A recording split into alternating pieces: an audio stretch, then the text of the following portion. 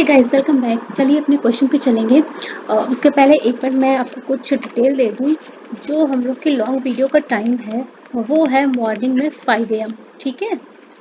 इसके अलावा short 2 upload short होते हैं, जिसमें मैं 5 क्वेश्चन का भी अपलोड कर देती हूँ। किसी किसी को टाइम नहीं होता है कभी कभी फुल वीडियो देखने का।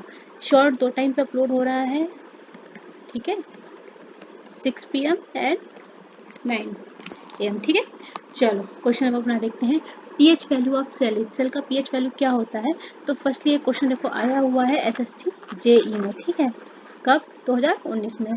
तो क्वेश्चन तो बढ़िया बनता है। पीएच वैल्यू ऑफ सेल जो होती है वो होती है हमारी 7, ठीक है। अब जो इससे रिलेटेड क्वेश्चंस बनते हैं वो देखते हैं। एक चीज़ और बताओ, स्टडी ऑफ सेल क्या कहलाती है। स्टडी ऑफ सेल या हिंदी में बोलते हैं कोशिका का अध्ययन,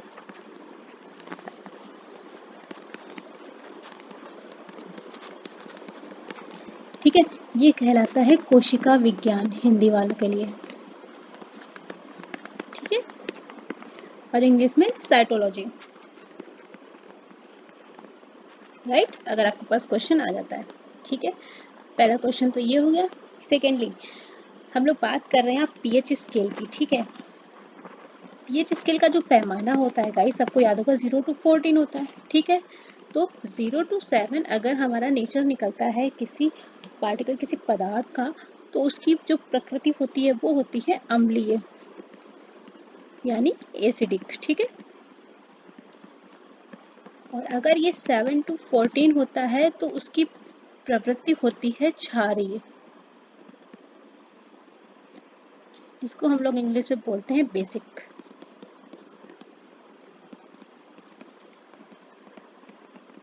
ठीक है।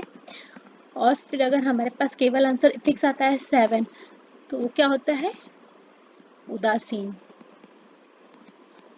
नेचर में उदासीन, या जिसको बोलते हैं हम लोग न्यूट्रल, ठीक है। इतनी चीज़ें क्लियर हो गई।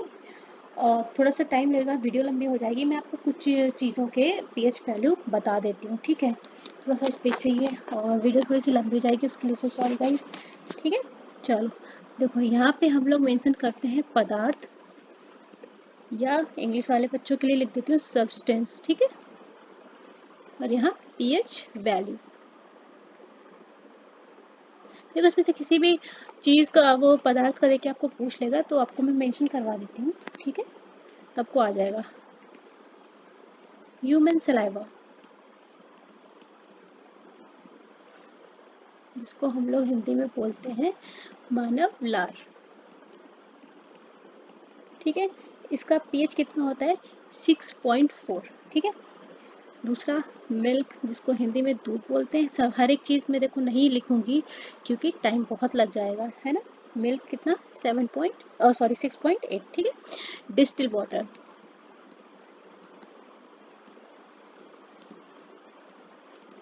जिसको हिंदी में बोलते हैं आसुत जल। इसके पीएच की बात करेंगे गाइस तो कितना हो जाएगा, 5.8। देखो ये एग्जाम में आ सकते हैं इसलिए मैं आपको करा दे रही हूँ, ठीक है। ह्यूमन टीयर्स,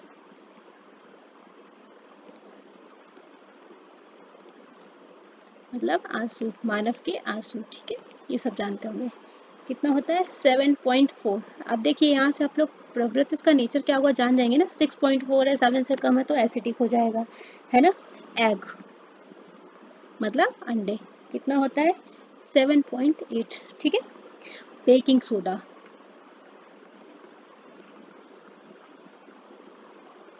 कितना पीएच होता है, 8.3, ठीक है। और बता दूं, और बताऊंगी तो वीडियो लंबी ही हो जाएगी थोड़ा सा। चलिए बता ही देती हूँ क्योंकि फिर पता नहीं कब पढ़ेंगे। चलो थोड़ा यहाँ पे लिख देती हूँ, जगह कम है। HCl, इसका होता है 1.0, ठीक है। लेमन जूस, लेमन जूस का पीएच होता है 2.0, ठीक है। ये पीएच वैल्यू है, ध्यान रखना, ठीक है, 2.0, ठीक है। इसके अलावा सोडियम हाइड्रोक्साइड,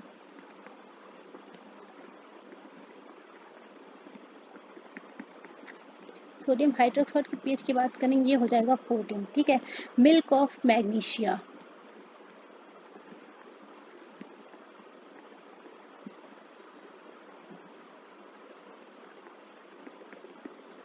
कितना होता है 10.5। एंड वेरी वेरी इंपॉर्टेंट, सबसे ज़्यादा पूछने वाला क्वेश्चन जो है पीएच वैल्यू का, वो है ह्यूमन ब्लड। ये आपको थोड़ा सा अलग अलग मिल जाएगा, ये आपको 7.4 भी मिल सकता है ऑप्शन में और 7.5 भी मिल सकता है, ठीक है, अप्रोक्सीमेटली। तो आपको एक चीज़ मिल जाएगी, तो 7.4 मिल जाएगा या 7.5 मिल जाएगा, ठीक है, आपको जो मिल जाए वो टिक कर दीजिएगा, ठीक है। चलो ठीक है, नेक्स्ट क्वेश्चन पे चलते हैं।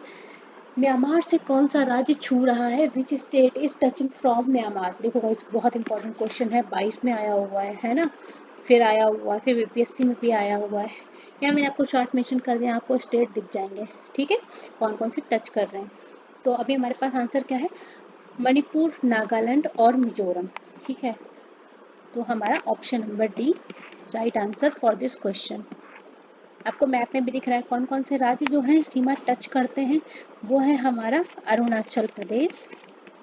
आई थिंक इसमें इंग्लिश और हिंदी लिखने की ज़रूरत नहीं पड़ेगी, सबको पता, मैं बोल भी रही हूँ, तो प्रॉब्लम नहीं होनी चाहिए बच्चों को, ठीक है।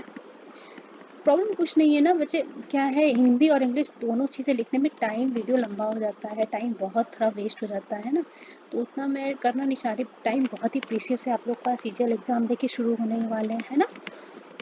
अब इतना तो थोड़ा बहुत सबको आता है। अब देखो यहाँ से कितनी सारी चीज़ें क्लियर हो गई।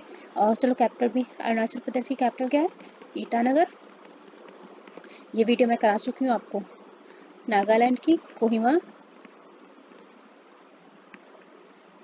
ये क्वेश्चन से मल्टीपल क्वेश्चन तैयार करते जाइए। मणिपुर की इम्फॉल, मिजोरम की आइजॉल, राइट। देखिए, खुद देखिए, एक क्वेश्चन से कितने सारे क्वेश्चन प्रिपेयर हो रहे हैं ना। चलो, और किसी की छूट गई है क्या, मिजोरम नागालैंड की बता चुकी हूँ, त्रिपुरा की अगरतला होती, ठीक है। चलो नेक्स्ट क्वेश्चन पे चलते हैं। एक क्वेश्चन है, सॉरी, एक क्वेश्चन छूट गया। देखो, एक क्वेश्चन आया था हम लोग के पास में,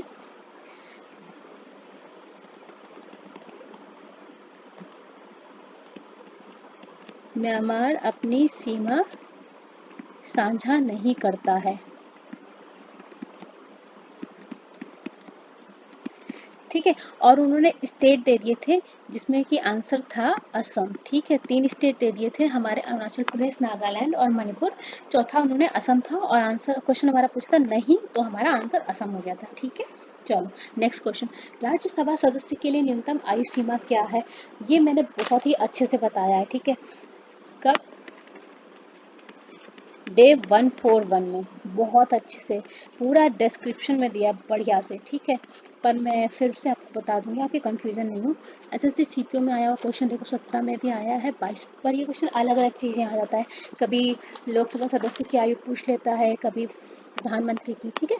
चलो बात कर लेते हैं यहाँ पे। राज्यसभा सदस्य की जो न्यूनतम आयु है वो है हमारी 30 ईयर, ठीक है। तो पहले तो हमारा आंसर देखो ये हो गया, ठीक है।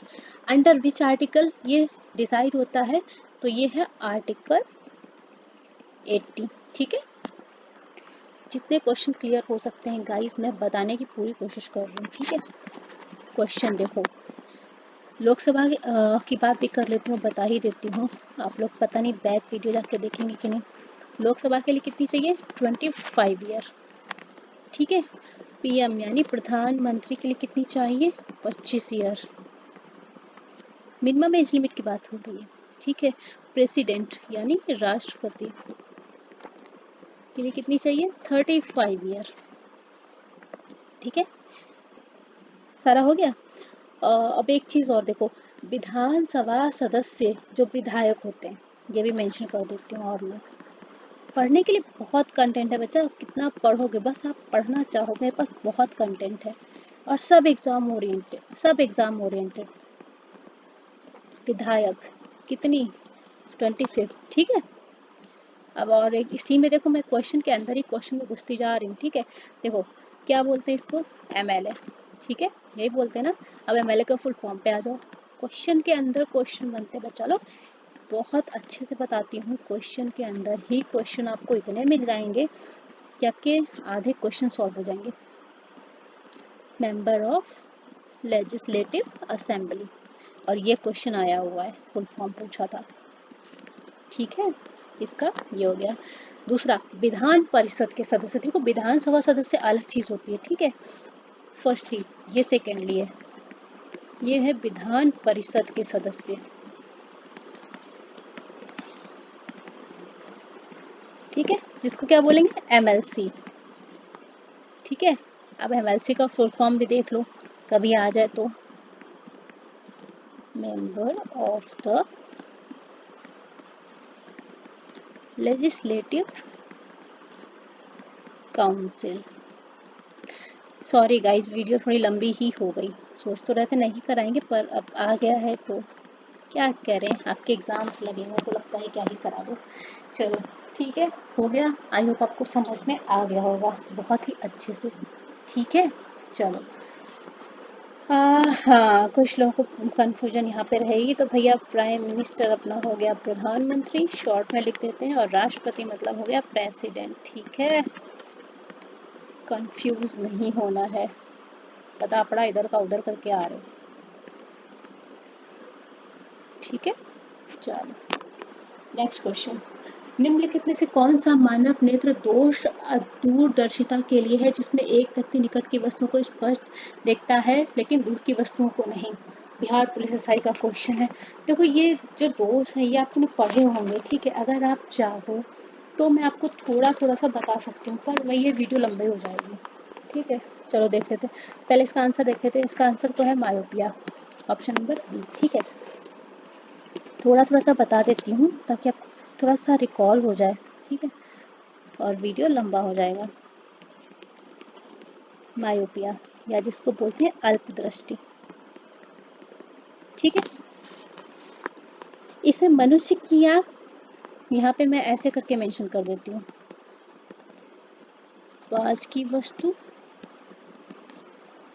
दूर की वस्तु, तो ऐसे जल्दी हो जाएगा थोड़ा, ठीक है। चलो, पास की वस्तु क्या है, स्पष्ट दिखती है, ठीक है, पर दूर की वस्तु स्पष्ट नहीं दिखती है, ठीक है। इसके सुधार के लिए क्या किया जाता है, अवतल लेंस का प्रयोग किया जाता है, ठीक है। अब इंग्लिश वाले बोलेंगे अवतल मतलब, तो भैया कॉनकेव होता है, ठीक है, याद आ गया। चलो अब दूसरा, दूसरा हमारा क्या होता है,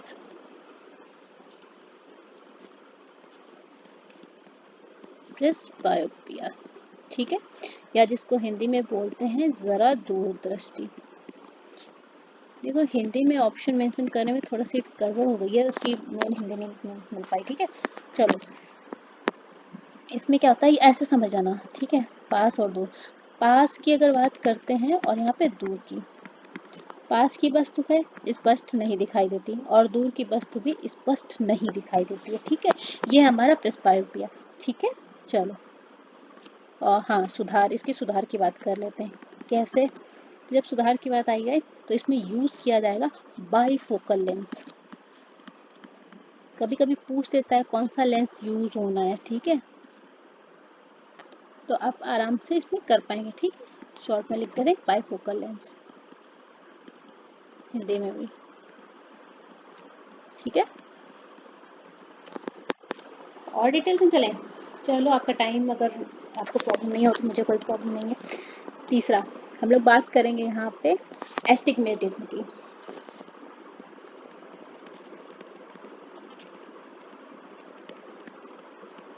जिसको बोलते हैं हम लोग हिंदी में दृष्टि वैषम्य,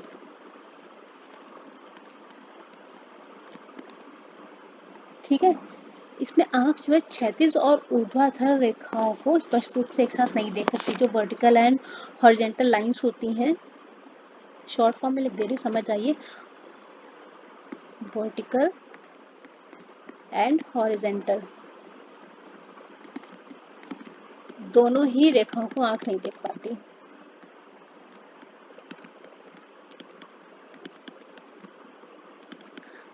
स्पष्ट रूप से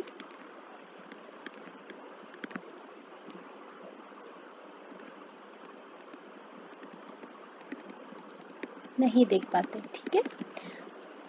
सुधार की बात कर लें, कौन सा लेंस यूज होगा गाइस, इसमें यूज होगा बेलनाकार यानी सिलेंड्रिकल, ठीक है, सिलेंडर का लेंस भी यूज होगा। अब एक लास्ट बचा है, बता देती हूँ। हाइपरमेट्रोपिया में जानती हूँ सबको आता है, सबने पढ़ रखा है, बस वही है, थोड़ा सा ब्रशअप होने की ज़रूरत है चीज़ें। दूर दृष्टि दोष, ठीक है, दूर लिखा हुआ है, थोड़ा सा पेन चल नहीं रहा, ठीक है। इसमें क्या होता है, पास की वस्तु नहीं दिखाई देती है, ठीक है, दूर की वस्तु दिखाई देती है। तो इसके सुधार के लिए क्या यूज हम लोग करते हैं, अवतल लेंस। और अवतल लेंस को अभी मैंने क्या बोला, इंग्लिश में क्या बोलते हैं, कॉनकेव, ठीक है, हो जाएगा। चलो फिर जितना हो सकता था मैंने उतना आपको पूरा डिटेल दे दिया। लास्ट क्वेश्चन, वीडियो बहुत लंबी हो गई है, I am so sorry guys, पर क्या करूँ, पढ़ाना तो आपको ही है। चलो 21वां क्वेश्चन है, कौन स्वतंत्र भारत के पहले वित्त मंत्री थे। जो पहले वित्त मंत्री थे वो थे आर.के. शनमुगम चेट्टी, ठीक है, ऑप्शन नंबर 1 हमारा सही आंसर है, ठीक है। और यूपीपीसीएल जेईई में भी आया है, तो आपका क्वेश्चन महत्वपूर्ण बन जाता है, ठीक है। So guys thank you so much, अगर आप इतना लॉन्ग वीडियो देख रहे हैं तो बहुत अच्छी बात है। मैंने इस वीडियो में काफ़ी कुछ अच्छा बताया आपको, जो आपके एग्जाम ओरिएंटेड है, आपको कुछ भी मिल सकता है, ठीक है। So thank you so much.